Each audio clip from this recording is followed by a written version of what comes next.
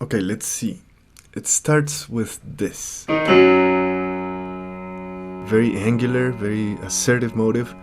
E flat, F sharp. So this must be the chord of F sharp diminished with that diminished seventh on E flat. But we know that because we're looking at the score. But the ear doesn't know that that's an E flat. It might be a D sharp, or the F sharp might be a G flat. There's that ambiguity with just two notes that might be part of who knows how many different chords. But in any case, we know it's an F sharp. I wouldn't see why this is written like this if it's not going to be an F sharp diminished seventh. There it is. That's a complete chord. Let's see what's next. Left hand moves up an octave, but it's the same chord. And we know that a diminished seventh chord is 7 in a minor key. So with that trill, I'm really expecting it to resolve now. And yeah, that's a chord of G. But this is G major. So if that diminished seventh chord had been 7, then this would be a minor resolution. The fact that it resolves into major means this was a 7 of 5, and this G is the dominant of the key. It's a subtle thing, but in any case, the ear now understands this last chord as dominant, and I'm expecting this to resolve to C minor. There you go. Okay, dominant restated. And it looks this should be the end of a phrase. Yeah, this is a new thing. The first motive was in the beginning, except this time it's implying B diminished instead of F sharp diminished. And B would be 7 of C, so it's like we're replacing that dominant 5 by the other dominant 7. Or implying the summation of a 2 that makes kind of a superdominant, the 5 flat ninth. Either way, we're hinting also at the transposition of a first phrase, so we'll see what happens. And yeah, it completes the 7, and then it even goes into the trill idea. And now the question will be whether it resolves to C minor because that's the key, or to C major because this is a transposition of a first phrase, and that's what the first phrase does. Oh, it's neither. There's no C in this chord, there's a D flat, and that makes this chord the chord of E diminished. So C would have been 5 in F, E diminished is 7. So again, 7 taking the place of C as part of that whole superdominant. So this is a transposition of a first phrase, but with that interesting color change of that 7 of 5 resolving not to 5 but to 7. Which, as you hear, then resolves normally to the tonic and first inversion because of that second inversion of a previous chord. So that B flat, A flat motion in the bass. Now we should be expecting that arpeggiation of a 5, and right there it is. So 5, 6, and end of a phrase. And it looks we have a third instance of that first phrase, once again transposed up a 4th. So starting with the E diminished chord, which should then be completed in the next beat. Oh, it isn't. Okay. So we're in business. This is where the discourse starts. We were expecting that chord to be completed before moving on, but it just moved on right away. It was an emphasis to the F as dominant of B flat, and it moved to a B flat chord in second inversion. So that's a 1-6-4, that cadential chord that is kind of a stand-in for the dominant. So in a way, the resolution of that 7 of 5 has been delayed by the 1-6-4. But the 5 should be coming after the trill. Oh wow, we have a 6th. So the left hand has a chord of G flat major, which would be 6, but the right hand has that E flat in addition. So it's kind of a deceptive cadence, but not coming from the dominant, and also adding the 7th to the normal 4-6. This is a really interesting move, and I'm thinking of a lot of possible readings. But we'll come back. Let's see if what comes up is going to help us in any way. Okay, 4-6-5 for now. We'll come back to this. Okay, it became major. That G flat became G natural. And that actually helps because this is now a dominant chord pointing to A flat. And if it resolves there, then we're on firmer ground again. And it did. So A flat resolving that E flat chord. What's up next? Okay, this is not an uncommon move. This is a major triad becoming a diminished chord, a semitone up. And that can happen in several ways. If a major triad is 1, then this would be an emphasis to 2. But it can also be that the major triad is 5, and in that case, this is an emphasis to 6, kind of on our way to a deceptive cadence.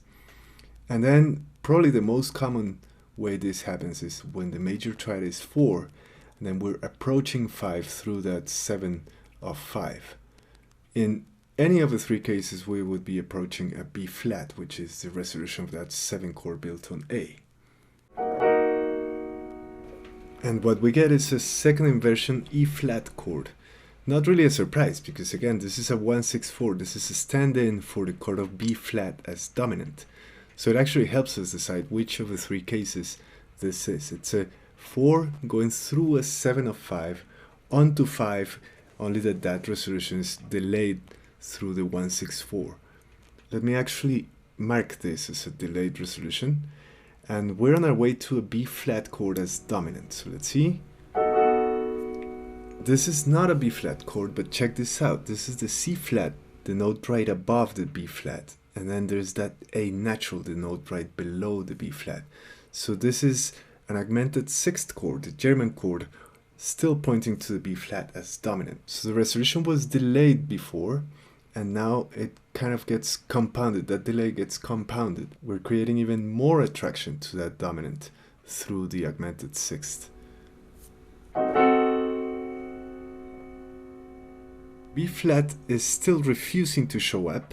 Beethoven is now redoubling that emphasis onto it, because this is the same A diminished chord, only in first inversion, but that's the same chord that started the whole pointing towards that B flat. So the emphasis is redoubling now, and there's still a chance that we get that B flat. But we're denied. He resolved that onto D flat. Okay, so we're certainly out of a sphere of B flat as a dominant, so out of a sphere of E flat. So let's recap there. There was the 7 of 5 that was compounded by the German and then redoubled with another 7 of 5. And then here, that diminished chord, which was written originally as an A diminished chord, was reread as the diminished chord that resolves on D flat, so the diminished chord of C. As we've seen several times, the diminished chord is a fully symmetrical chord. So the same notes can be 4 different diminished chords. So using that enharmonicism, as it's called, we modulated here to D flat. I actually kept thinking a little more about this, because once you hit a German chord, or an augmented 6th chord in general, like this German, then dominant should really be the only way forward. Either directly like that or through 1-6-4. In other words, in our approach to the dominant, that German chord is as close as we can get to the dominant. And it's closer than the 7 of 5. So we're moving away, we're moving back to the 7 of 5. And it would be one thing if the music as a whole was an exact repeat, then sure, we're backtracking and we're going to resume the same motion. But in this case, we have an independent progression of that German moving to a 7 of 5. And that is really not moving away from the dominant. It's moving backwards. It's what's called a regression. So, and of course, that it doesn't mean, and none of these things ever means anything like saying that Beethoven is not allowed to do that. Of course not. But it does mean that once Beethoven does do that, move away from the German into a 7 of 5, the ear understands, and in fact this is the point where the ear understands we are no longer approaching that dominant. Because if we were, we would be inching closer, not moving away from it. So the ear understands we're no longer going to be flat as dominant. We're no longer in E flat. What does the ear understand? Then, well, that's the other basic fact of chromatic harmony that I think to the last video, all of our videos have featured this amazing fact, which is that the German, in In this case we have C flat German with that dissonance pointing out to the B flat. That chord is also, it's the same key, same pitches, everything as a normal dominant chord where the dissonance moves in.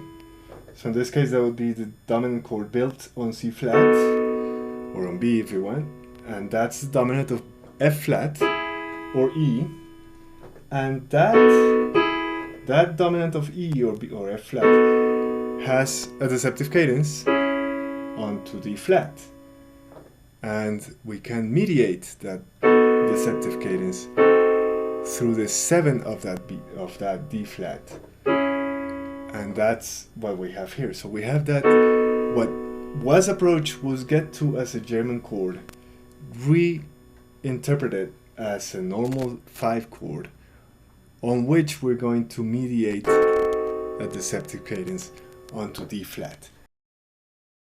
Except that it was resolved onto major, so as we saw before in the very first phrase, the diminished chord would resolve into minor if it was 7. When it resolves onto major, it sets up that resolution chord as the dominant. So this is actually 7 of 5 in G flat, resolving to 5.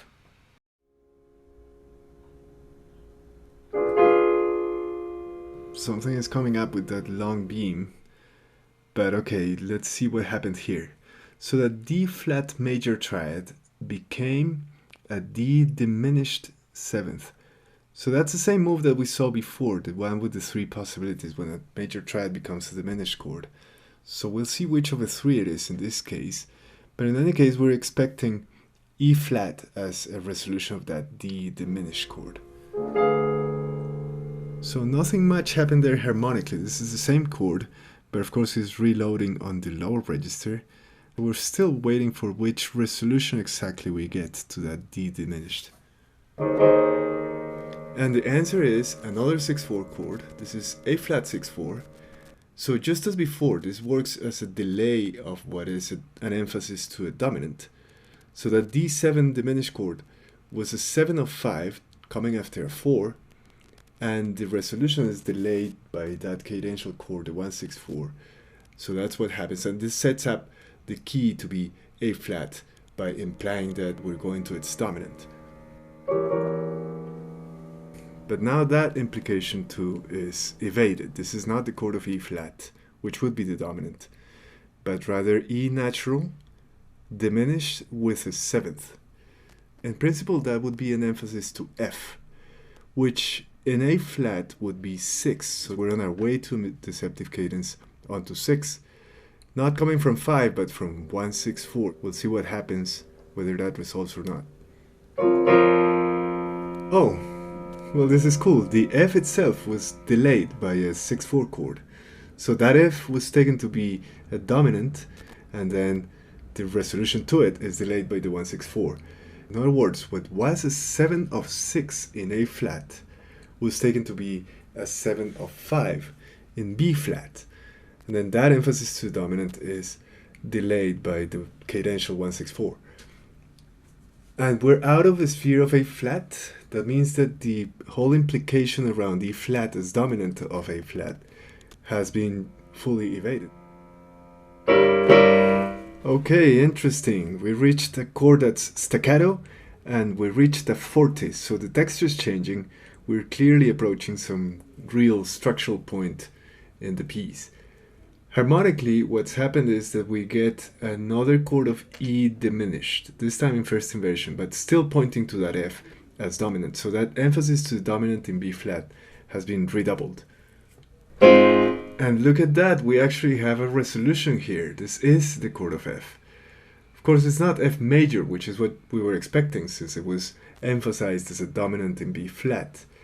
Instead, it's F minor, so we're out of the sphere of B flat, where we were for the last couple of chords. So that in B flat there was 7 of 5, delayed by a 1/6/4, redoubled by another 7 of 5, and then that 7 of 5 was taken to be a 7 just in F, that resolves to F minor, and this is where we are.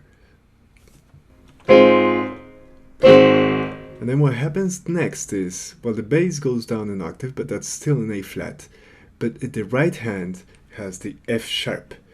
So what I'm looking at here is two notes that are pointing to G, each by semitone. So it would be an augmented sixth chord if they do go, in fact, to G.